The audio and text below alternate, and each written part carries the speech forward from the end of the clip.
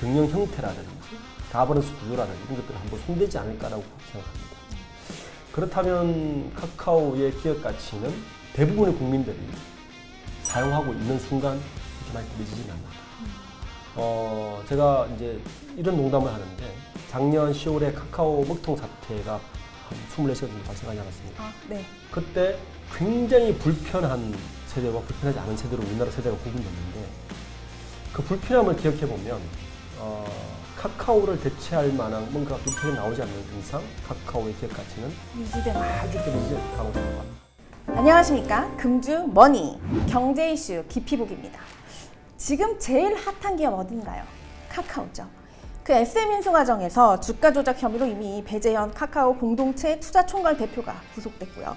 창업자인 김범수 미래이니셔티브 센터장도 얼마 전에 금감원에 공개 소환돼서 조사를 받았습니다.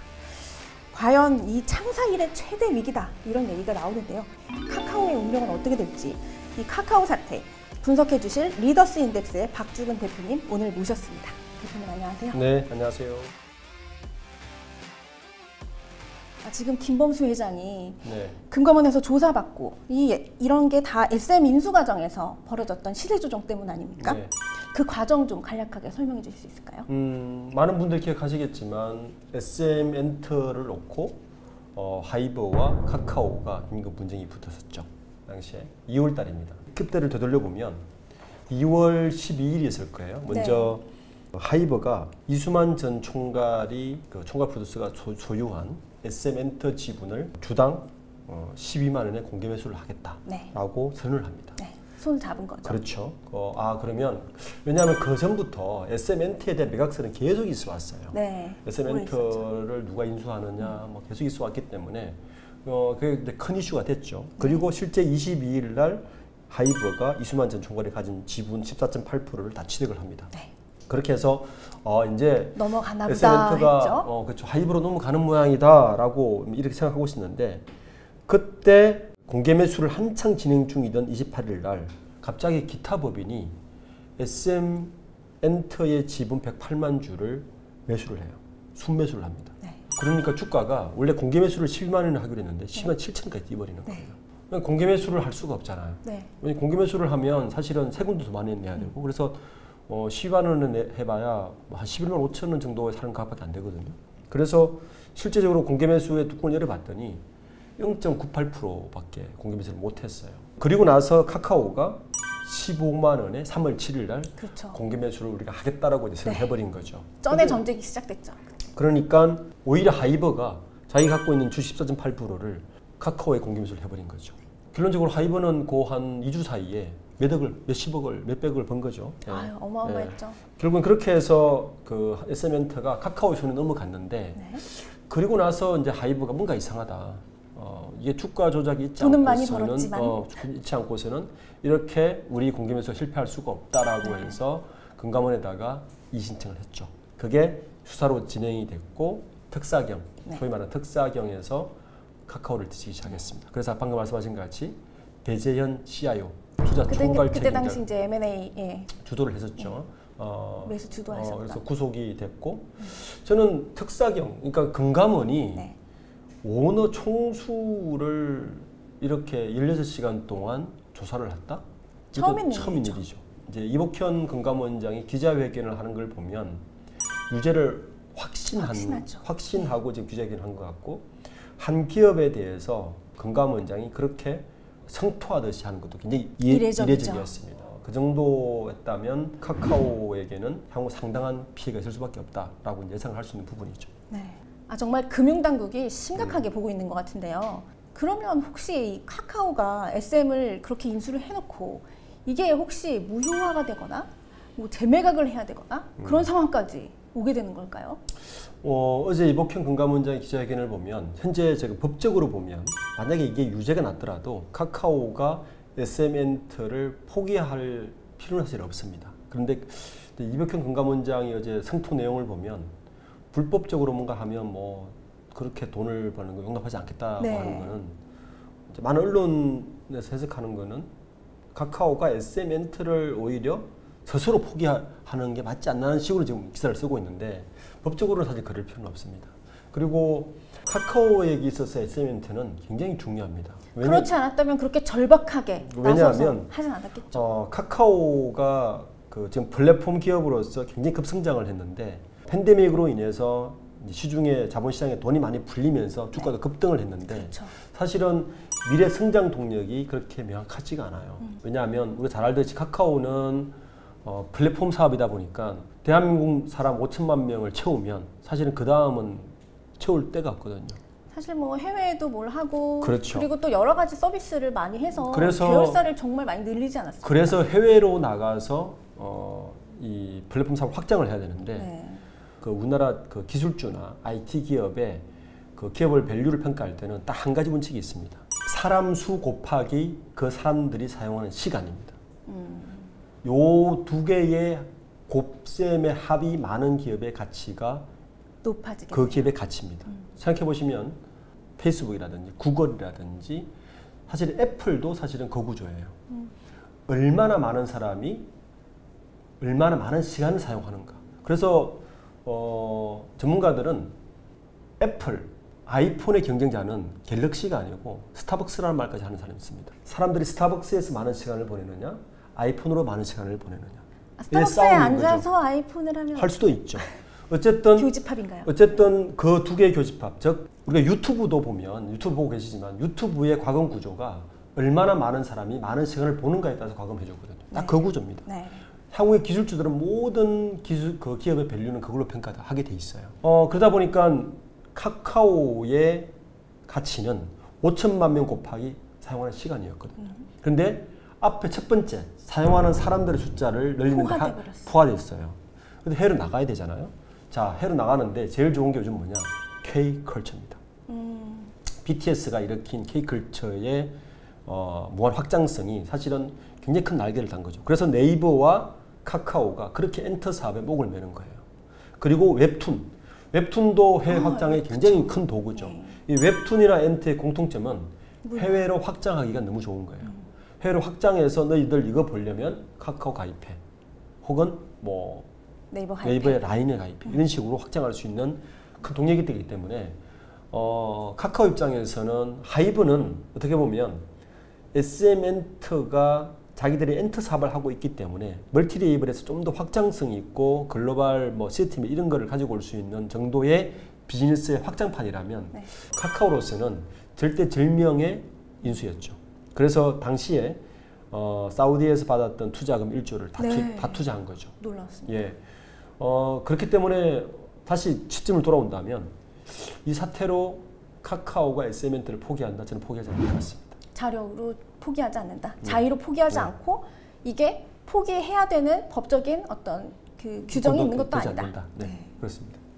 이게 또 문제가 될 수 있는 게요. 이 카카오가 금융회사를 가지고 있지 않습니까? 지금 네. 카카오뱅크, 은행을 가지고 있는데 카카오가 처벌받으면 법인이 처벌받으면 이 경영권을 잃을 수 있게 되는 거 아닙니까? 현재 법 규정을 보면 이게 자본시장법 위반이지 않습니까? 그렇죠. 그러니까 금감원에서 어떤 이복현 원장 이야기를 보면 양불 규정을 적용하겠다고 지금 이야기한 것 같아요.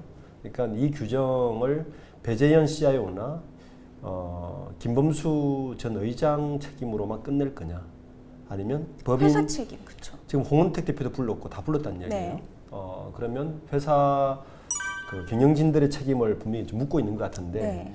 이제 경영진 책임이 되면 양불 규정이 적용되죠. 그럼 법인도 책임을 져야 되는 그렇죠. 건데 현재 자본시장법이 이 금융사 같은 경우는 이 법이 적용이 처벌이 돼버리면 10% 지금 못 가지죠. 네. 그러면 대주주가 안 되니까. 카카오가 27.2% 가지고 있는데 10% 이러면 17%를 내놓아야 되는 거죠. 그러면 대주주 지분 잃어버리죠. 대주주 자격을 잃어버리죠. 이렇게 되면 이제 김범수 전 의장은 고민이 많아지죠. 왜냐하면 카카오의 사업 구조에서 카카오뱅크와 카카오페이는 되게 중요합니다. 그럼요. 왜냐하면 카카오 그룹의 주요 매출은 커머스와 광고예요. 네. 커머스와 광고에서 이 페이와 뱅크는 굉장히 중요한 역할을 하고 향후에도 다른 사업을 구상할 때 이것은 되게 중요한 역할을 할 겁니다. 네. 그래서 카카오 입장에서는 어떻게든 지키고 싶어 하겠지만 카카오뱅크 정도는 이룰 수 있지 않나는 게 지금 대세인 것 같습니다. 그렇게 되면 이 금융시장에 굉장히 큰 우리나라 이제 매물이 나오게 되는데 카카오뱅크라는 네. 그렇게 되면은 인수전이 또 펼쳐질 것 같은데요. 지금 보면 사실 기존의 금융그룹들 중에서도 M&A 계속 추진하겠다라고 밝힌 데들이 좀 있지 않습니까? 정부 입장에서는 두 가지 고민이 있을 것 같아요. 지금 올 초에 정부에서 시중은행을 하나 더 만들겠다라고 선언을 했어요. 그 이유가 뭐냐면 이게 은행들이 지금같이 금리가 높고 계속 이자 장사가 좋으니까 돈을 잘 벌면 계획을 안 합니다. 그래서 시중은행을 하나 더 매기를 풀겠다는 얘기인데 네. 인터넷 은행 두 개를 사실 K뱅크하고 카카오뱅크를 허가를 해준 것도 네. 이 매기 효과 때문에 허가를 해줬는데 전혀 반응하지 않습니다. 왜 그러면 이 매기 효과가 발생하지 않았느냐? 시중은행들이 그 인터넷 은행들이 하고 있는 것들을 너무 빨리 따라갔어요. 저는 그래서 시중은행에서는 인수하지 않을 가능성이 크다. 네. 그런데 은행을 업무를 갖고 싶어하는 두 종합금융사가 있습니다. 미래에셋과 한투죠. 각각 K뱅크와 카카오뱅크의 지분을 일부 투자한 게 바로 그 이유 때문인데 이 두 곳에서 카카오뱅크를 인수할 욕심을 가능성이 높다. 저는 그렇게 보고 있습니다. 지금 카카오 주가가 난리가 났지 않습니까? 이 리스크로 인해서 그 전에도 뭐 썩 좋지는 않았습니다만 이 와중에 농담으로 실제 진짜 카카오 주가는 바닥을 치고 떨어졌는데 진짜 카카오 리얼 카카오는 44배가 올랐다. 이런 기사까지 화제가 될 정도인데요. 네. 과연 우리 그 IT 기업 우리의 카카오의 운명은 어떻게 될까요? 우선 카카오는 태생적으로 두 가지 한계를 가지고 있습니다. 급성장을 했죠.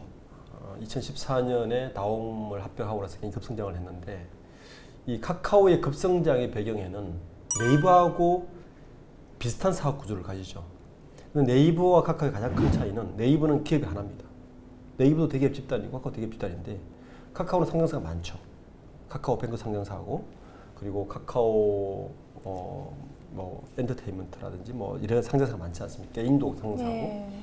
네이버는 기본적으로 98년 이후부터 자본을 착착 축적하면서 사업을 해왔기 때문에 다양한 사업을 하지만 그 기업들을 별도 법인으로 분리하지 않아요. 네. 네이버는 들어가 보시면 CIO라고 해서 기업 내에 기업이 실제 존재하지만 같이 경영을 분리시키지 않고 경영합니다. 근데 카카오 반면에는 특징이 카카오는 많은 자본을 가지고 시작하지 않았어요. 네. 그러다 보니까 중국의 텐센트라든지 알리바바라든지 이런 곳에서 자본을 수혈받아서 이 기업의 구조를 만들기 시작했어요. 그러다 보니까 자본을 빌렸으면 갚아야 되잖아요. 뭘로 갚느냐? IPO로 갚습니다. 네, 그래야 되니까 그래서 상장을 자꾸 하는 계속 카카오 가지고 있었던 사업 부를 이제 카카오뱅크로 상장시키고 떨어져내고 카카오 게임으로 떨어뜨려내고 지금 카카오 엔터테인먼트 지금 예비 상장 중이고 네. 그렇죠 지금 그런 구조를 가지게 된 게 이제 그러면서 카카오 자체의 기업 가치도 떨어져 나갈 때마다 좀 떨어질 수밖에 없는 구조를 가지게 된 거죠. 예. 그리고 또 하나 지금 같은 사태가 된 또 중요한 배경에는 저는 이렇게 이제 비유를 하는데 덩치는 어른이 됐는데 여전히 어린아이 같은 경영을 하고 있다. 이게 무슨 말이냐면 김범수 의장의 경영 스타일인데 여전히 본인이 스스로 재벌이 돼 있는데도 불구하고 본인은 스타트업을 하고 있다고 생각하시는 것 같아요. 그러니까 개별 기업의 경영진들에게 무한한 자율성을 줍니다. 네. 그러다 보니까 도덕적 해이가 발생을 하는 것도 그 사람들 몫인데 결국에는 너무 많은 거죠. 김범수 의장이 통째로 다 비난을 받고 있는 거죠. 저는 이런 부분들에 대해서 카카오가 이번 사태로 그 경영 형태라든지 가버넌스 구조라든지 이런 것들을 한번 손대지 않을까라고 생각합니다. 네. 그렇다면 카카오의 기업 가치는 대부분의 국민들이 사용하고 있는 순간 그렇게 많이 떨어지지는 않는다. 제가 이제 이런 농담을 하는데 작년 10월에 카카오 먹통 사태가 한 24시간 정도 발생하지 않았습니까? 네. 그때 굉장히 불편한 세대와 불편하지 않은 세대로 우리나라 세대가 구분됐는데 그 불편함을 기억해 보면 카카오를 대체할 만한 뭔가 뚜렷하게 나오지 않는 이상 카카오의 기업 가치는 유지된다. 아주 떨어질 가능성이 많다. 물론 이번 사태로 굉장히 휘청이겠죠. 위험성도 있고 창사의 가장 큰 위기라고 이야기를 하겠지만 여전히 카카오의 초액 주주 수가 여전히 230만 명입니다. 네. 그러니까 삼성전자가 560만 명이고 그 다음 많은 주수가 카카오예요. 거의 국민주가 된 거죠. 믿고 있는다라는 얘기군요. 그래서 더 많이 아직까지. 이제 사람 투자한 건데 네. 이게 만약에 진화회복이 될 수 있다면 저는 카카오에게도 한 번 더 기회가 있지 않겠나라는 생각도 듭니다. 네. 지금까지 카카오 사태 어떻게 진행되고 있는지 박주근 리더스 인덱스 대표님 모시고 말씀 들어봤습니다. 다음 영상에서도 뜨거운 이슈 가지고 찾아뵙겠습니다. 감사합니다. 대표님 말씀 감사합니다. 네, 감사합니다.